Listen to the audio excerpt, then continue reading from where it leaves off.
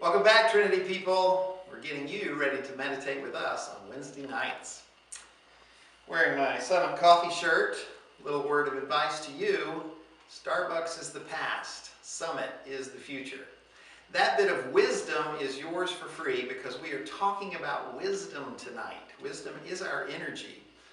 And if you go back and you look at some of our previous videos, you'll see that I've mentioned several times that wisdom is hard to encompass because it is one of the three Trinity energies. Love, wisdom, and power sort of are the umbrella for all the other energies.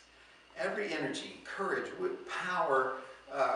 courage and loyalty and surrender and forgiveness and compassion and creativity and initiative and anchoring, all of those are some flavor of love, wisdom, or power. Those are the three big umbrellas that everything else falls under.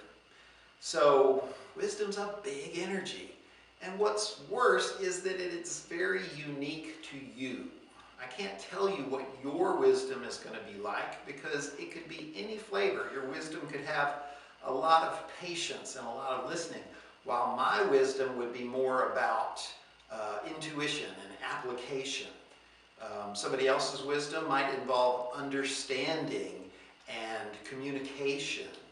These are all viable pieces of wisdom, but I can't give you an exercise that will let you feel some generic universal wisdom. It has to be your individual wisdom. I can, however, tell you how to access your wisdom. So that's what we're going to do tonight, and we're going to do it with a very simple self-defense technique. In fact, probably even, I would say, the simplest self-defense technique. You hear this a lot if you talk to bodyguards or ex-military people. They talk a lot about getting off the X. What does that mean? Well, I'm going to show you. I have here on the floor an X, a literal X. And I'm going to show you why that is important. If I have focus mitt, I ask Jennifer to strike it. She can deliver a lot of power to it because she knows where it is, and in her brain she's planned exactly how much her arm should extend and how much power she should put into it. But if I do something unexpected and I move it at the last minute, or worse, move my whole body, it becomes really hard to deliver a powerful strike. Hit it again. Because it's not where your brain was planning on it to be, so you can't really marshal your resources and hit it hard. The same is true if I get some sort of weapon. A swinging weapon like that, we'll consider that a baseball bat or a club or even a bottle or something like that. But any sort of blunt weapon, it is maximally effective right here at the apex of its arc. Do it again. If I step in and I shorten that arc, it's a much less powerful blow. Go. If I step away from it and lengthen that arc, it is a much less powerful blow. Go. If I step closer so that she has to pull it in, it's a much less powerful blow. Everything that she's going to do with that weapon is predicated on me being on this X where I was when she started thinking about attacking me. So if you get ambushed, you step out of a doorway and suddenly there's three people there and they're going to carjack you or snatch your purse or whatever, and you're like, I was unprepared, I got nothing. I didn't bring any weapons, I wasn't even planning. These people have had time to plan what they're going to do and who's going to approach me and who's going to come up behind me. They've got a whole plan. What can I do? I can disrupt that plan by not being where they expected me to be. This is what we mean when we say get off the X. The most important thing you can do in a self-defense situation is force your opponent to change their strategy. And you do that by not being where they planned for you to be. So the instant you become aware, whoa, something's wrong. If you have that instinct where you want to put your hands up and you want to look around and something's not right, move. At that point, move. Just get away from where you are now. That is the most important and basic piece of self-defense that you can bring to bear in any situation.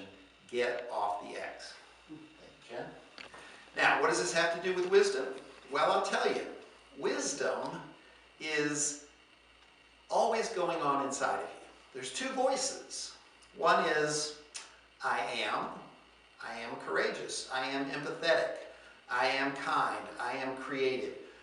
Anything that you are, there's a voice in your inner self constantly telling you this would be a courageous thing to do, this would be a creative thing to do, you should try this, that's empathetic.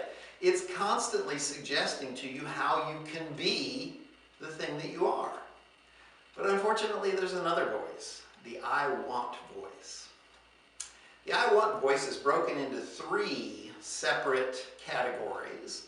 They are I should, I could, or I would. Or actually, I should, I would, or I could.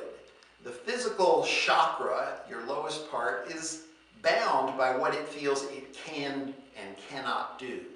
The emotional chakra is constantly feeling that it would do this, it would like this, that would be a great thing over there. It's constantly thinking about would. And your mental chakra is constantly chipping in with what you should do, what the rules are. These three voices all boil down to, I want something different than I have now. They are all externally focused voices. What do you do about that situation? How does that situation affect you? What would you like from that situation? You'll notice that the I am voice is internally focused. I am courage. I am commitment. I am understanding. These things come from inside of me, and there's always a voice telling me how I could express them. But these lower voices, the I want voices, sadly they're much louder. They are much louder. It's like being surrounded by a cloud of little yippy dogs going all the time, all the time, all the time. Want. You should do this. You can't do this. You want this. That's not going to happen. Why is that not going to happen? I feel so bad about that. All these outwardly focused, intense, blasted at you at maximum volume by these I want voices. So is it any wonder that we don't hear the quiet voice of I am? That's the problem. Accessing wisdom is not hard. It's going on inside of you all the time. Hearing the wisdom over the din of all that your lower bodies want in regards to the outside situation, that's the hang-up. That's why most of us don't access much wisdom. But here's the secret. All of these lower voices, as I said, are focused outward. They're all about the situation. So if you suddenly step out of the situation, they shut up for a minute because they have to recalculate and go, well, what do I want from this new situation? And in that moment when they've shut up, guess which voice continues talking? The I am voice, loud and clear. So all you have to do to access wisdom is step out of your current perspective. You can do that by physically getting up if you're sitting at your desk and you just feel overwhelmed with all you have to do and you have no idea what you should do first and what wisdom you can bring to bear in this moment. Get up from the desk and walk away. Get off the X. If you physically move, you'll have that moment where your internal voices are like, what now? And they recalculate. Just like Jen had to recalculate when I stood in a different place. Your lower voices shut up for a moment when you force them into a new situation. And that's when the voice of wisdom is easily accessible. That's when it shines through. You don't have to physically move all the time. You just change something. Take a vow of silence. That'll change your perspective. Wisdom can become available. You go grocery shopping, decide to do it with a basket and not a cart. That will change your perspective. Wisdom becomes available. If you think this stuff's cool, stay tuned for more Trinity.